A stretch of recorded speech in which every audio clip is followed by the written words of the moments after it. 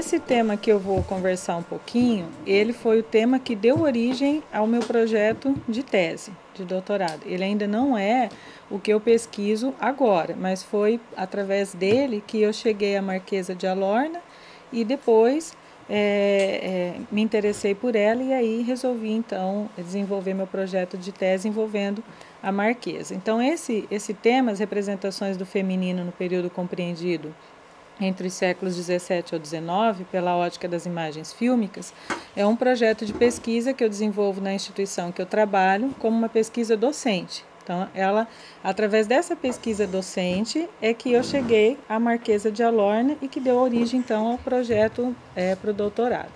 Tanto que aí, no meu projeto de doutorado, na pesquisa que eu venho desenvolvendo e que vim até aqui, como o professor bem colocou, aí ele já não entra lá a partir do século XVII, fica só a segunda metade do século XVIII e século XIX e foca daí na participação da Marquesa de Alorna como uma pioneira no processo de emancipação da mente feminina e na mudança da autoimagem da mulher. Mas antes de eu chegar nessa questão, que é do meu projeto de doutorado, eu vinha realizando alguns estudos e essa então é uma pesquisa anterior à do meu projeto. Ela ainda está em andamento, porque na instituição que eu trabalho, os professores necessitam fazer pesquisas constantemente e é uma pesquisa que justifica o nosso regime de trabalho, que nós chamamos de TID, que é Tempo de Dedicação Exclusiva. Então, essa pesquisa é uma pesquisa institucional, ela está em curso, é uma pesquisa para 2 anos, até agora foi feita uma parte, 1 ano dessa pesquisa. Então, o que eu vou apresentar aqui hoje é a parte de análise da revisão literária que eu fiz, porque a análise dos filmes, como eu coloquei ali, pela ótica das imagens fílmicas, é uma segunda parte que aguardo o meu retorno ao Brasil para que eu possa dar continuidade. E foi por conta dessa primeira parte, então, como eu disse, que eu cheguei à Marquesa. Né?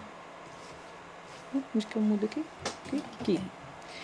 Então, aqui só para a gente ter uma ideia do que foi essa pesquisa, né? Então, é um texto que apresenta os resultados parciais desse estudo que eu venho realizando acerca das representações do feminino nesse período entre os séculos 17 ao 19. E aí, como é que eu organizei esse estudo? Eu queria entender, nesse momento aqui, quando eu comecei, como a sociedade europeia, e daí não só portuguesa até então, né? Como é que ela representava o entendimento que ela tinha a respeito da mulher. Qual era a concepção de mulher que essa sociedade tinha nesse período e como é que ela representava. E aí nós vamos ter então alguns filmes, que eu selecionei 4 nessa ocasião, para poder ver essa representação dessa concepção de mulher nessas imagens. Né? E aí quando eu estava estudando algumas mulheres que se destacaram na sociedade europeia, que eu cheguei então a Marquesa de Alorna. Então, o objetivo desse estudo aqui foi investigar e analisar essas representações a fim de verificar possíveis mudanças na autoimagem feminina na sociedade europeia em destaque. Aí, quando eu comecei a fazer essas leituras, que eu cheguei até a Marquesa de Alorna, eu vi que ela teve uma participação muito importante na sociedade portuguesa e ela também se preocupou bastante com a educação feminina, embora ela não tenha feito uma proposta de educação oficial, sistematizada, né? Mas ela tinha essa preocupação e enquanto ela esteve no mosteiro, e em que ela permaneceu por 18 anos em função de um exílio, ela tinha discípulas lá, a qual ela desenvolvia uma metodologia muito própria dela de educação, pensando assim numa forma de desenvolver uma relativa autonomia do pensamento feminino, né? E que aí a gente pode considerar ela então como uma pioneira nesse processo. Mas aí nesse momento aqui eu ainda não entrei nessa discussão, porque era um estudo preliminar, né? Então, daí essa investigação, ela tomou como objeto de estudo o cotidiano das mulheres europeias entre os séculos referidos, envolvendo nesse cotidiano a formação destinada a elas, bem como as atribuições na sociedade e as representações dessas sobre o feminino. Então, daí o que eu procurei observar? 3 aspectos desse cotidiano delas. Qual era o tipo de formação que essas mulheres conseguiam receber, aquelas que tinham acesso à educação e à cultura?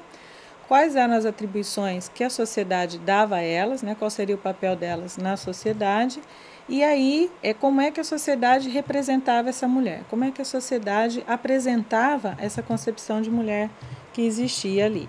né?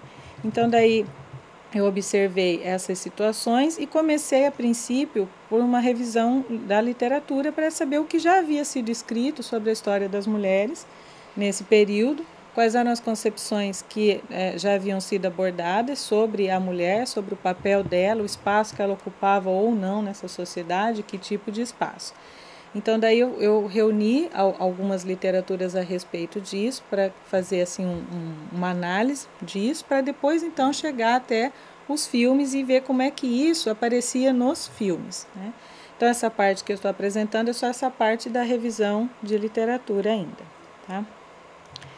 Aí aqui eu fiz essa revisão, como eu falei, abordando a formação desenvolvida, principalmente nos conventos e recolhimentos, que era onde se tinha um pouco de acesso à educação, né? Lembrando que não eram todas as mulheres nesse período que tinham acesso à educação, apenas aquelas que participavam da aristocracia e que iam para o convento para receber educação, ou para só desenvolver o seu processo formativo, ou por outras questões, como foi o caso da Marquesa de Alorna também. E aquelas outras mulheres que não entrariam na sociedade via matrimônio, por questões familiares, que também eram enviadas aos conventos como uma forma de proteção para elas e um reenquadramento social. Então, daí eu fiz algumas leituras a respeito dessa educação conventual, para saber que tipo de educação elas recebiam lá, e aí eu fui percebendo que, no geral, era uma educação bem diferenciada daquelas que os homens tinham acesso.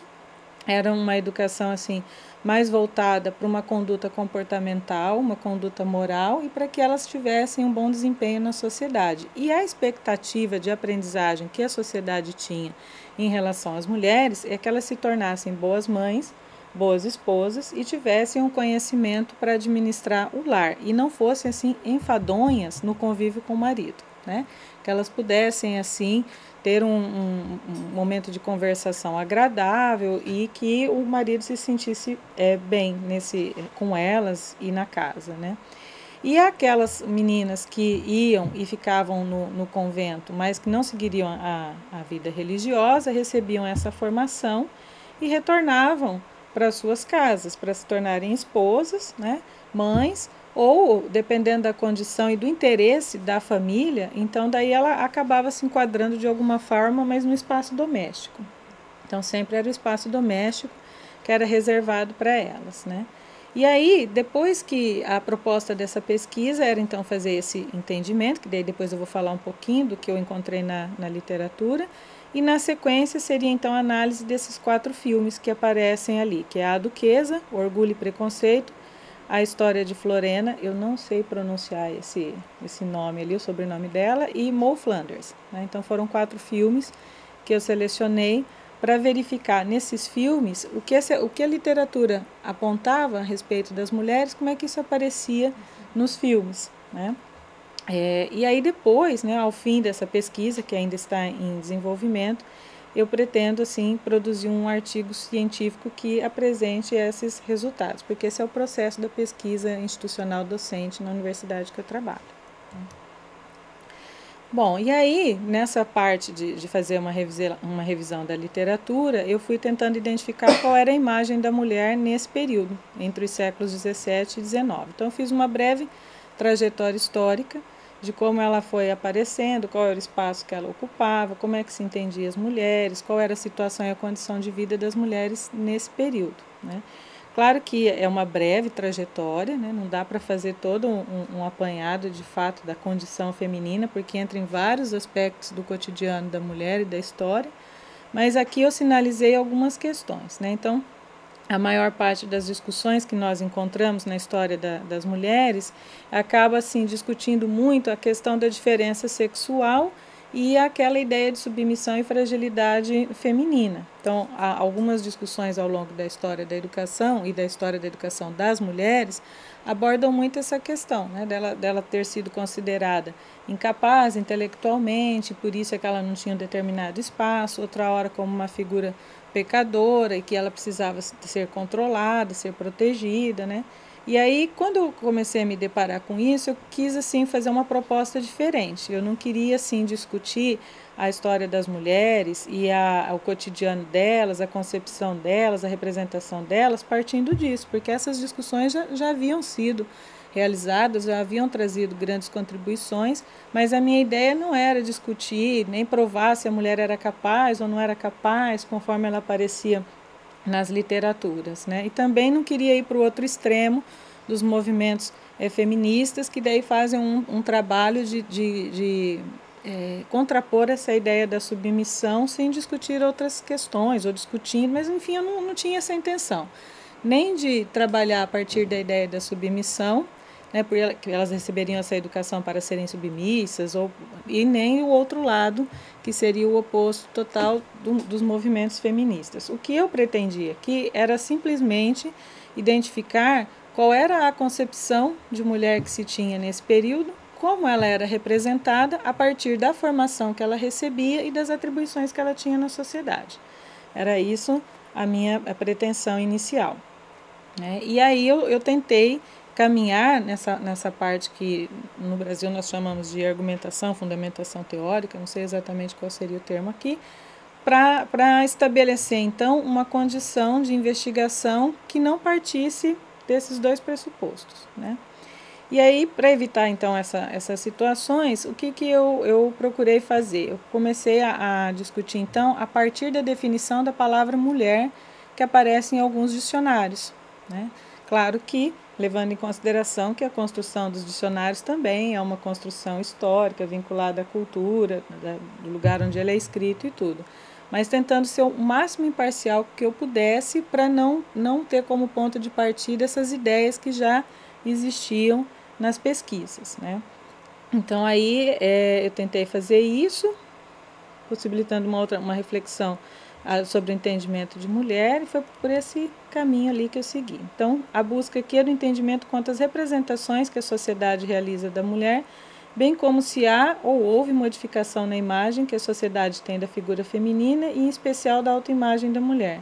E ainda, se essa mudança, né, supostamente ocorrida, porque até então aqui era uma hipótese, né, agora já na minha tese, eu já no caminho que eu avancei, eu já vejo que ocorreu de fato, mas aqui era inicial, né, teria agentes e elementos que teriam influenciado isso no campo social e na reconstrução dessa imagem. Então, naquele momento, eu tinha uma hipótese se isso havia ocorrido ou não, e a minha investigação ia caminhar nesse sentido. Hoje, já numa outra fase desses estudos, eu já sei que ocorreu essa mudança na autoimagem, já identifiquei quais seriam esses elementos que teriam contribuído, e inclusive a Marquesa de Alorna como uma das pioneiras nesse movimento, né?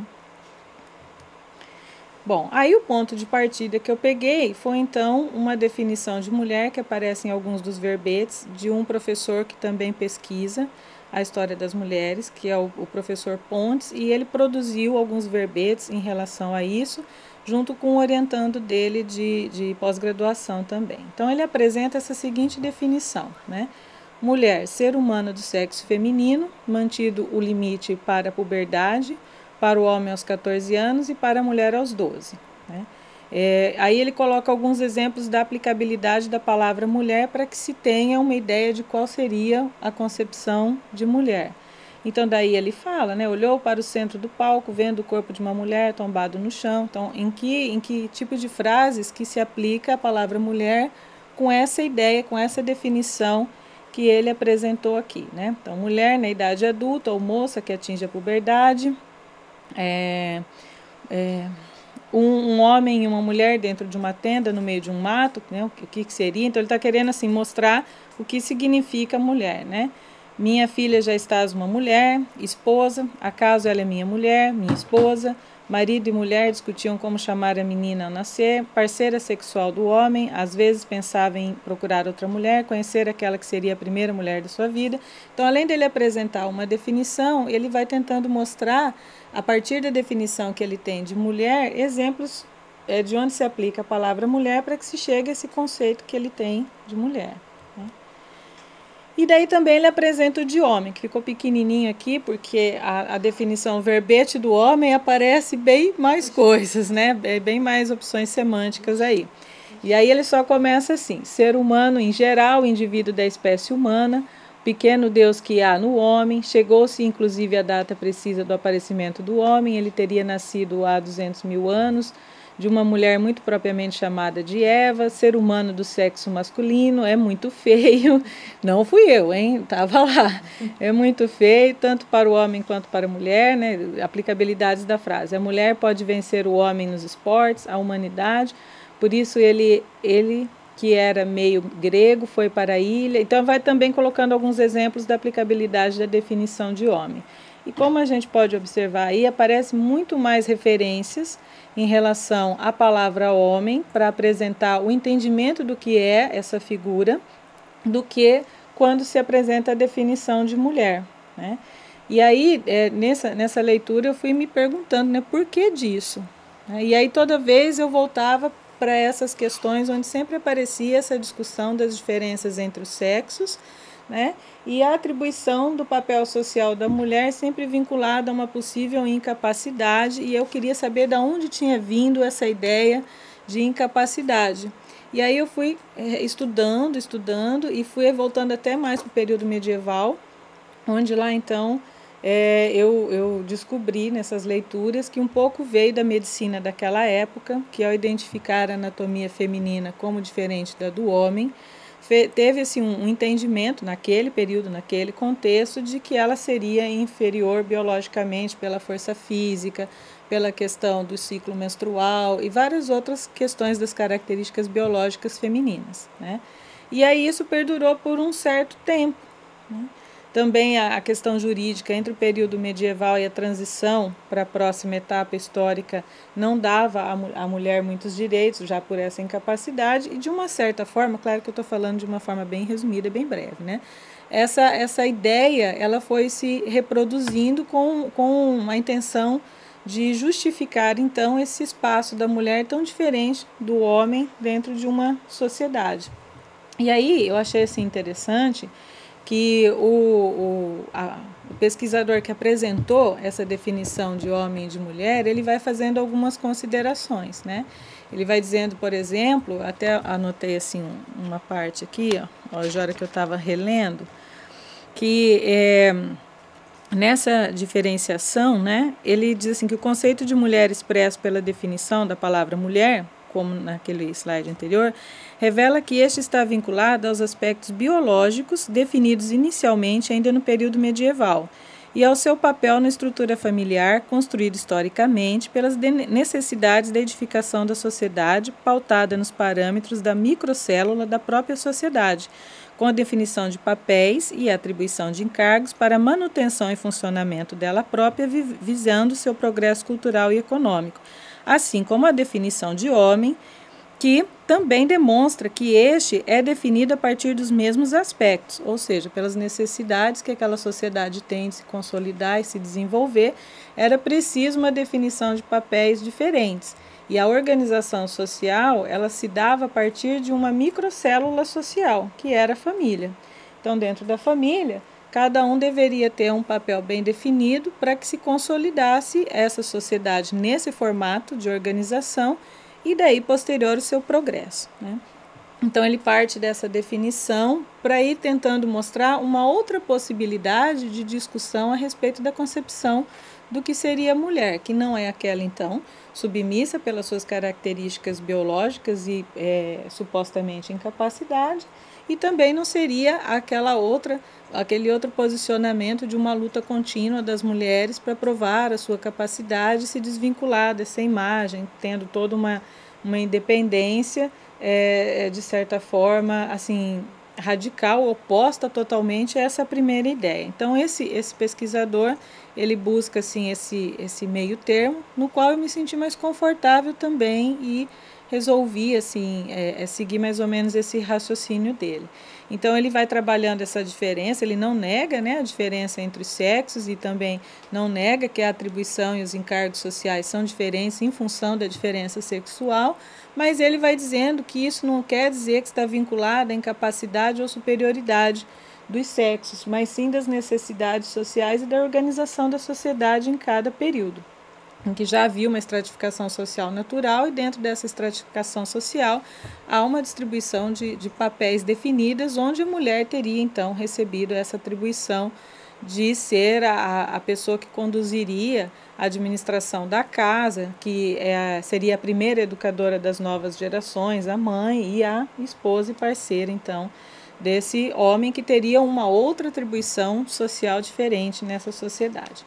Então, aí diante, né, dessas situações que eu fui me deparando com as leituras, né, eu fui desenvolvendo algumas considerações, né, que é possível, então, afirmar que tanto o homem quanto a mulher são definidos não pelo sexo que possuem, embora isso apareça na definição, mas pelo papel que desempenham na sociedade. A questão do sexo é apenas para classificar os seres humanos, isto é, o sexo é o conjunto de características estruturais e funcionais segundo o qual um ser humano vive é classificado como macho ou fêmea. A definição das atribuições de cada um segundo seu sexo é uma construção histórica e social, considerando as características físicas e emocionais de cada sexo.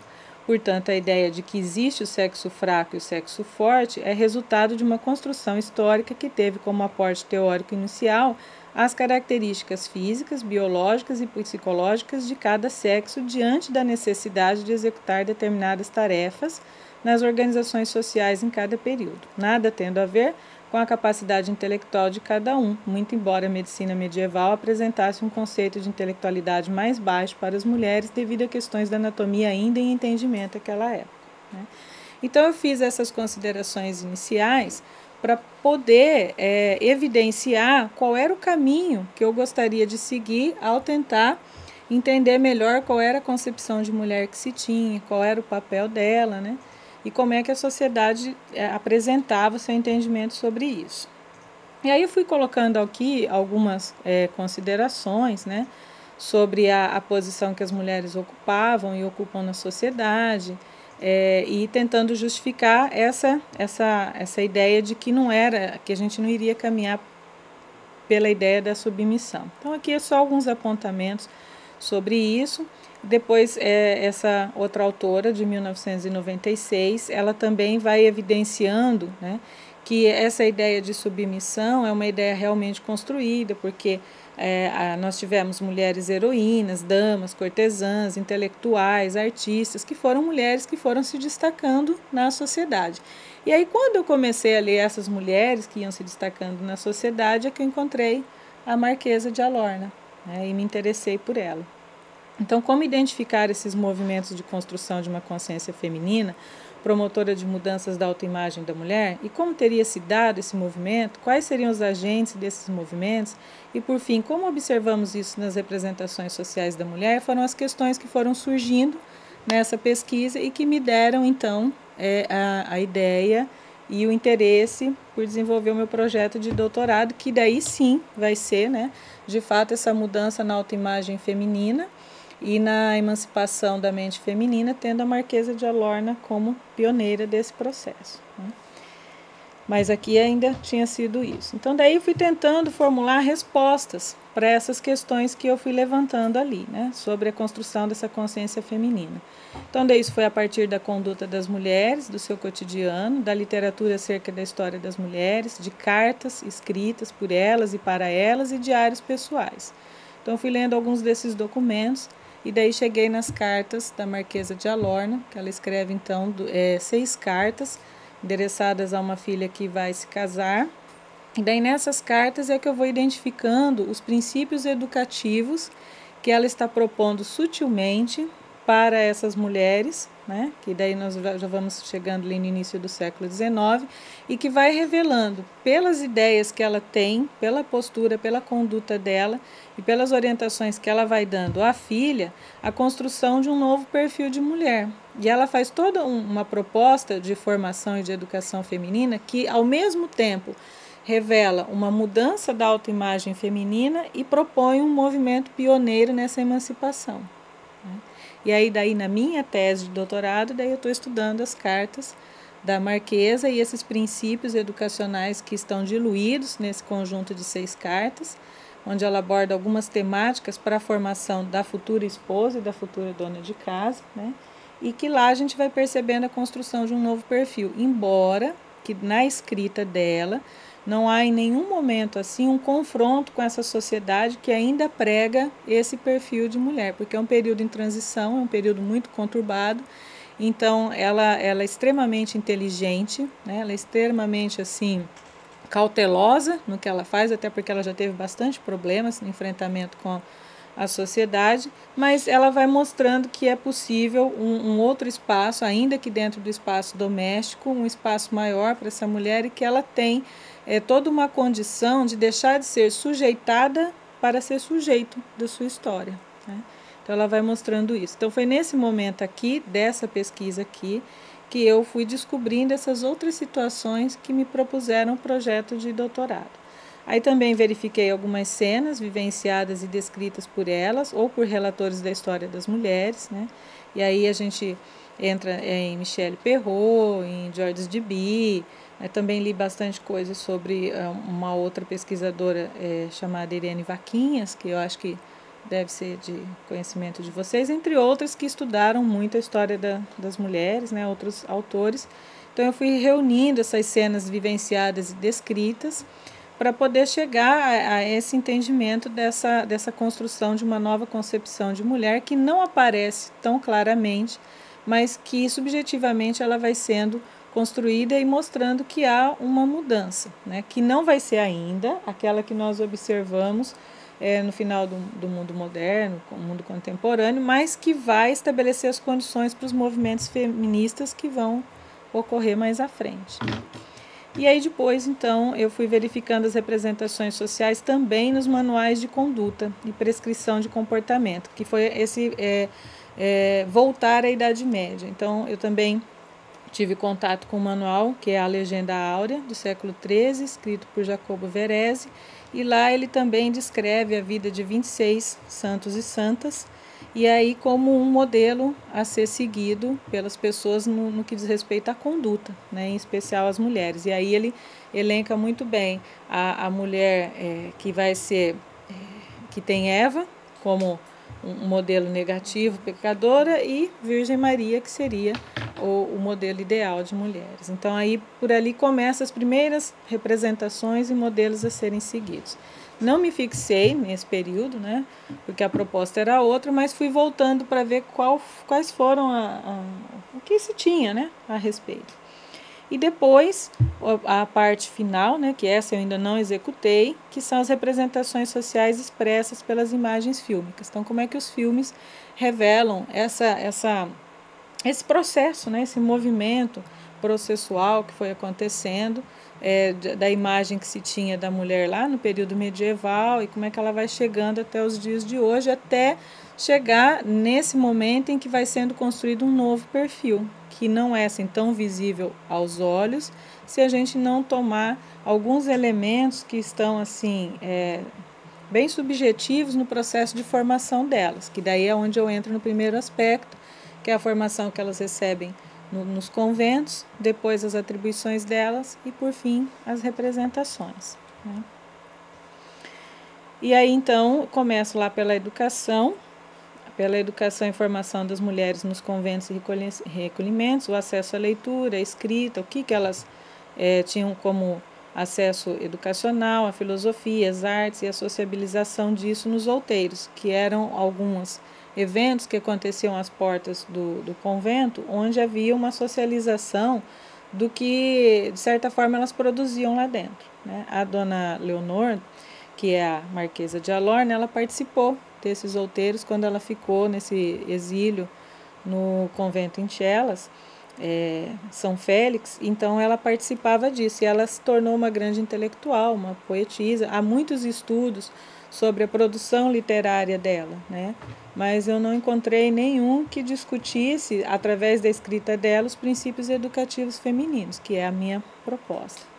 Aí também eu observei que foi pela energia delas próprias, né? Das próprias mulheres que se percebiam capazes de passarem dessa condição de sujeitadas para sujeitas da sua própria história, ainda que de uma forma tímida no espaço doméstico ou conventual.